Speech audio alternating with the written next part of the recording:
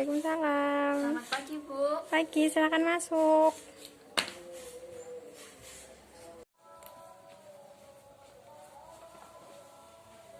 Terima kasih, Bu.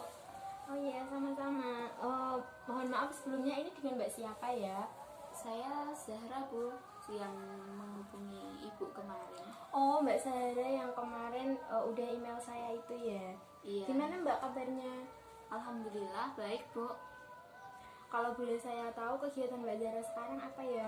Masih sekolah atau udah kerja atau udah nikah? Saya sekarang mahasiswa semester 4 di Universitas Terbuka, Bu. Kalau saya boleh tahu Mbak Zahra kuliah ambil jurusan apa? PGSD. Oh, PGSD. Iya.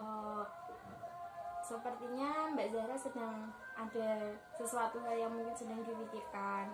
Ya pastinya sih kalau siapapun yang datang ke sini menemui saya, dia pengen menceritakan masalahnya. Mungkin dia belum bisa untuk menyelesaikan masalahnya secara sendiri, jadi bisalah ngobrol-ngobrol dulu sama saya. Iya, Bu, memang ada yang ingin saya ceritakan pada Ibu karena hal ini sangat mengganjal di hati saya. Saya senang dengan kedatangan Mbak Zahra ke sini. Mbak Zahra sudah mau ngobrol-ngobrol dengan saya, mempercayakan saya untuk membantu Mbak Zahra dalam menyelesaikan masalah Mbak Zahra. Sebelumnya, apakah Mbak Zahra sudah pernah melakukan proses konseling? Belum pernah, ini baru pertama kalinya. Oh, berarti ini baru pertama kalinya. Baiklah, kalau gitu saya jelaskan dulu tentang konseling itu apa. Konseling itu kegiatan profesional dari konselor untuk memberikan bantuan kepada konselingnya dalam memecahkan sebuah masalahnya itu. Nah, dalam konseling itu tadi nanti juga ada azas-azasnya, ada azas kerahasiaan, azas keterbukaan, terusan azas kesukarelaan. Nah, nanti di dalam azas kerahasiaan saya akan benar-benar menjaga rahasia Mbak Zahra. Jadi Mbak Zahra nggak usah khawatir kalau masalahnya nanti akan bocor kemana-mana, karena kode etik dari seorang konselor itu harus menjaga rahasia dari konselingnya. Iya, Bu, saya sekarang paham dan saya akan menceritakan apa yang sedang saya rasakan. Baiklah, coba sekarang kamu ceritakan kepada saya permasalahan apa yang mengganjal pada diri kamu. Baik, Bu. Baik, Bu. Ya, sekarang kamu pelan-pelan ceritakan kepada saya permasalahan apa yang kamu hadapi yang sekiranya membuat kamu itu tidak bisa menyelesaikan masalah itu sendiri. Jadi gini, Bu, saya itu sekarang merasa takut, ya semacam trauma gitu ketika pengen pergi pada saat pergi ke pantai. Maksudnya gimana? Coba jelaskan lagi kepada saya pelan-pelan. Jadi gini, Bu, waktu kecil kan saya itu merasa jijik gitu sama pasir pantai, soalnya kan rasanya itu kayak kasar gimana gitu loh, Bu. Terus nah saya juga takut pada saat diajak ke pantai, tapi saya itu mencoba melawan ketakutan, mengesampingkan rasa takut saya itu, dan supaya saya itu bisa pergi ke pantai bersama teman-teman saya. Tapi sekarang saya itu benar-benar merasa trauma dan takut ketika pergi ke pantai. Baiklah, sekarang saya paham kenapa kamu menjadi takut ketika berada di pantai, ketika berkunjung ke pantai. Kamu takut dengan air pantai yang awalnya dia tenang, terus tiba-tiba bisa gelombangnya datang dengan tinggi dan bisa mengakibatkan yang mungkin orang-orang tidak duga sebelumnya. Jadi gini, Bu, saya itu dulu masih bisa melawan rasa takut saya pada saat pergi ke pantai, tapi semenjak ada bencana-bencana yang terjadi di Indonesia itu, saya itu tambah merasa takut dan parno ketika ingin pergi ke pantai. Saya itu berpikiran tiba-tiba itu ombak laut itu bisa naik dan tinggi dan membawa semua yang ada di sekitar pantai. Jadi saya itu takut pada saat pergi ke pantai. Gitu. Jadi kan kamu kan trauma terhadap pantai kan bukan karena keadaan atau suasana di dalam pantainya. Kamu takutnya nanti kalau semisal kamu ke pantai ke bibir pantai yang awalnya itu ombaknya tenang, tidak terjadi apa-apa, terus nanti ombak itu bisa tiba-tiba meninggi dengan sendirinya dan bisa menghanyutkan semuanya yang ada di daerah pantai tersebut. Iya Bu, saya itu melihat banyak berita di TV banyak terjadi tsunami. Nah, hal itu semakin menguatkan ketakutan saya ketika saya itu ingin pergi atau jalan-jalan ke pantai. Baiklah, sekarang di sini kan kamu sudah menyadari apa yang menjadi masalah dalam diri kamu. Kamu sudah mengetahui bahwa kamu itu trauma terhadap pantai, kamu takut terhadap ombak di pantai, dan hal itu yang membuat kamu merasa tidak tenang ketika berada di pantai. Ya begitulah Bu. Baik.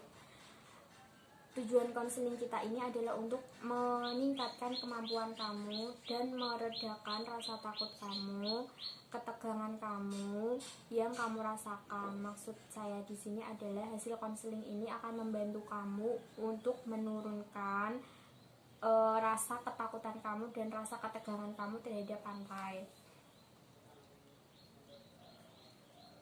Ya Bu, saya ingin sekali menyelesaikan masalah ini terlepas dari rasa trauma saya. Baiklah, di sini saya akan memilih teknik desensitisasi sistematik, yaitu teknik di mana kamu akan membayangkan keadaan kamu, kondisi kamu yang membuat kamu trauma serta takut, mulai dari intensitas yang rendah, sedang, hingga tinggi. Sampai keadaan yang paling tinggi nanti, kamu harus bisa mengontrol itu pelan-pelan. Melalui teknik ini, kamu bisa nantinya akan menghilangkan rasa trauma kamu itu. Baik Bu, saya akan menceritakan apa yang sedang saya rasakan. Baiklah, sekarang kita mulai lakukan langkah pertama. Pejamkan mata kamu, tetap dalam kondisi rileks. Sekarang saya akan menyebutkan keadaan atau situasi yang ringan, sedang, hingga yang terberat. Keadaan dimana kamu hanya melihat pantai dari kejauhan, dari bibir pantai, terus pelan-pelan kamu berada di posisi yang dekat dengan pantai. Jika kamu membayangkan dan kamu merasa tidak sanggup, tidak bisa melewatinya, kamu bisa angkat tangan kamu. Mengerti? Itu. Oke. Kamu harus tetap dalam keadaan rileks. Bayangkan kamu sedang bermain dengan teman-teman kamu di pantai. Kamu bermain air, bermain pasir, membuat rumah-rumahan pasir, membuat istana-istana di pasir.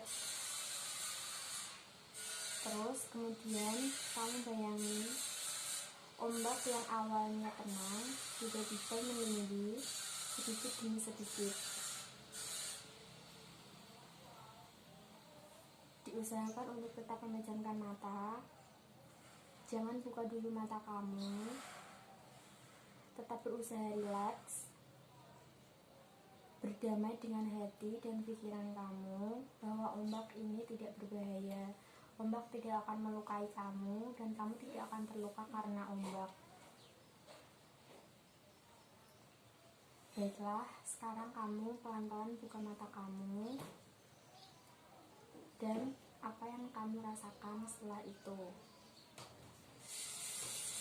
Baiklah, sekarang kamu buka mata kamu pelan-pelan. Terus, apa yang kamu rasakan sekarang? Saya agak sedikit tegang Bu, jantung saya itu berdebar kencang sekali. Sekarang kamu pelan-pelan tarik nafas, keluarin dari mulut.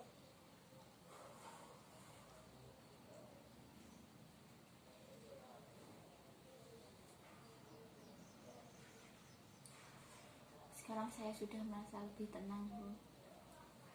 Baiklah, saya rasa waktunya sudah cukup 45 menit. Jadi menurut saya pertemuan kali ini saya cukupkan sekian dulu. Kita lanjutkan pertemuan berikutnya untuk minggu depan di waktu yang sama dan jam yang sama. Proses konseling kita lanjutkan minggu depan. karena waktunya sudah mepet, sudah hampir selesai. Baiklah Bu, kalau begitu saya akan kesini pada pertemuan berikutnya. Oh iya, baiklah kalau begitu Mbak. Pertemuan berikutnya. Baik Bu, kalau begitu saya permisi dulu ya. Ya. Assalamualaikum. Waalaikumsalam. Hati-hati di jalan Mbak. Ya, Bu. Assalamualaikum. Waalaikumsalam. Selamat pagi Bu. Selamat pagi. Oh iya Mbak ya, mari silakan duduk. Iya. Bagaimana- Terima kasih Bu. Bagaimana kabarnya Mbak? Kelihatannya kok Alhamdulillah. sudah mulai agak tenang, sudah mulai agak ceria. Iya Bu, alhamdulillah. Saya sekarang sudah merasa sedikit tenang dan bisa mengontrol trauma saya. Baiklah, seperti kesepakatan kita di minggu lalu, kita akan melanjutkan proses konseling yang kemarin mungkin belum selesai. Kita lanjutkan di hari ini. Terus kesepakatan waktunya kan kemarin 45 menit. Nah, Iya. untuk kali ini juga nanti juga akan 45 menit ya. Saya rasa 45 menit kali ini nanti bisalah cukup untuk menyelesaikan permasalahan yang kemarin. Iya Bu, baik. Jadi setelah kemarin saya pulang dari rumah Ibu, saya itu berusaha menonton film Hafalan Sholat Delisa Bu. Nah, kan film itu menceritakan tsunami di Aceh. Pada awalnya saya takut dan agak gak tega gitu melihat filmnya, tapi saya memberikan diri untuk melihatnya sampai selesai Bu. Terus apa yang Mbak Zara rasakan setelah menonton film itu? Awalnya sih biasa Bu, tapi saat adegan gelombang air laut yang mulai tinggi dan orang-orang semuanya terseret itu, saya menutup mata dan memeluk guling. Tapi saya berusaha pelan-pelan buka mata saya dan atur nafas hingga akhirnya saya berani menonton film itu lagi. Bagus Mbak usaha yang telah Mbak lakukan untuk pelan-pelan menghapus rasa trauma itu. Tapi untuk benar-benar pergi ke pantainya itu saya masih belum berani Bu. Apa yang masih membuat Mbak Zara merasa takut? Padahal kan Mbak Zara udah memberanikan diri untuk menonton film Hafalan Sholat Delisa itu tadi. Nah, kalau yang saya tahu Hafalan Sholat Delisa kan memang film yang menceritakan tsunami itu tadi kan gelombangnya tinggi, terus waktu gelombang itu tadi menerjang orang-orang yang ada di sekitar pantai itu kan juga diperlihatkan dengan jelas, dan Iya. kondisi di tengah air, orang yang hanyut air terus tenggelam di air itu kan juga benar-benar diperlihatkan kan di situ. Nah, Mbak Zara udah mulai berani melihat film itu. Terus apa yang membuat Mbak Zara itu masih takut untuk datang ke pantai? Kan dengan pantai kan Mbak Zara bisa meluapkan segala kekesalan, segala emosi, segala rasa lelah Mbak Zara ketika setelah sehari itu melakukan kegiatan. Mbak Zara di pantai bisa berteriak, terusan membayangkan sesuatu hal yang menyenangkan, jangan malah membayangkan sesuatu hal yang justru membuat Mbak Zara itu menjadi takut. Kan pantai itu kan indah, pantai itu kan luas, terus bisalah dengan bebas kita bermain-main di pantai. Terus apa yang masih membuat Mbak Zara itu merasa takut untuk mendatangi pantai? Kan harusnya Mbak Zara itu mencoba, harus bisa mencoba pelan-pelan ke pantai ya, dari nggak haruslah langsung ke tengah pantai kan, enggak, kita di bibir pantai dulu, atau kita mungkin di warung yang ada di sekitar situ dulu. Kan kalau di warung kan nanti itu kan posisinya kan agak jauhan ya dengan pantai gitu. Benar apa yang Ibu katakan. Saya harus memikirkan dan mencobanya. Ketika saya tidak mau benar-benar untuk sembuh, mungkin saya tidak akan pernah bisa menghilangkan rasa trauma saya. Ya, oke. Sekarang kita mulai lagi proses yang kemarin, seperti yang kemarin. Sekarang relax dan ambil nafas dalam-dalam. Pejamkan mata Mbak Zara. Bayangkan Mbak Zara berada di pantai. Terus berjalan menuju ke tengah pantai dengan ketinggian air yang seperti Mbak Zara. Terus gelombang kecil mulai berdatangan menghampiri Mbak Zara.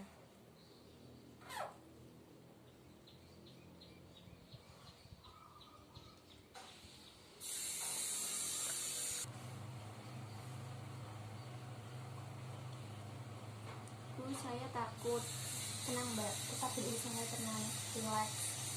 Bayangkan kamu di situ bermain bersama dengan teman-teman kamu, kamu berpegangan tangan dengan teman-teman kamu, kalian ceria, kalian bahagia dengan teman-teman kamu, dan kalian berteriak sekencang mungkin untuk menghilangkan rasa dalam hati Mbak Zahra dengan teman-teman itu tadi.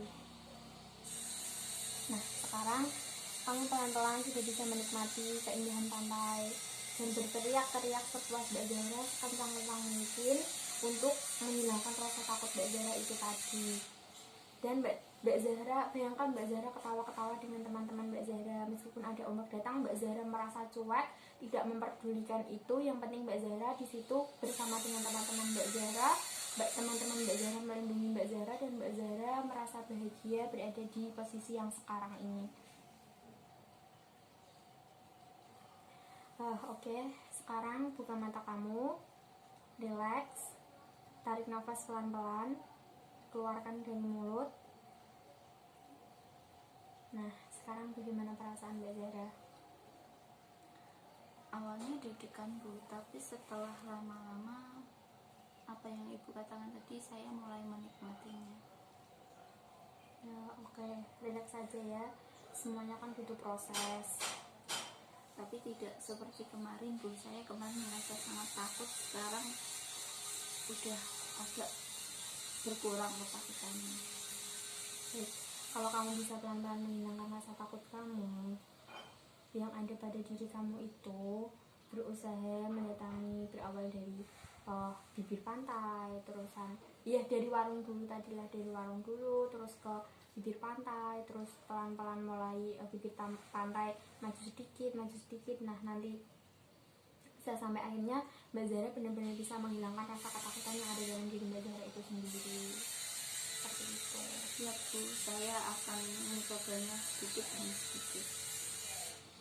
Jadi jika Mbak Zahra Mbak Zahra, yang namanya usaha itu tidak ada yang namanya namanya usaha tidak ada yang mengkhianati hasil. Ketika Mbak Zahra pelan-pelan berusaha untuk menghilangkan rasa takut Mbak Zahra itu, nanti pasti akan menghasilkan sesuatu hal yang positif. Jadi ketika seseorang itu mau usaha, pastinya nanti akan menghasilkan sesuatu hal yang mungkin akan membuat dirinya itu merasa puas, seperti itu. Iya, memang Bu, saya selalu tidak enak dengan teman saya kalau teman saya itu mengajak pergi ke pantai, tapi saya selalu tidak mau, dan saya selalu berpikir sampai kapan saya itu dihantui rasa takut saya sendiri. Akhirnya saya cari-cari di Instagram, dan saya menemukan Ibu, dan saya berinisiatif menghubungi Ibu. Nah, saya sangat mengapresiasi usaha Mbak Zahra ini tadi. Saya sangat mengapresiasi keinginan Mbak Zahra untuk bisa sembuh dari rasa takut Mbak Zahra ini. Iya Bu, terima kasih. Baik, apakah masih ada yang mungkin mau dibicarakan ke saya, atau mungkin ada sesuatu hal yang masih mengganjal dalam hati Mbak Zahra, bisa diomongkan ke saya? Saya rasa cukup Bu sampai di sini. Saya merasa sudah lebih baik. Oke.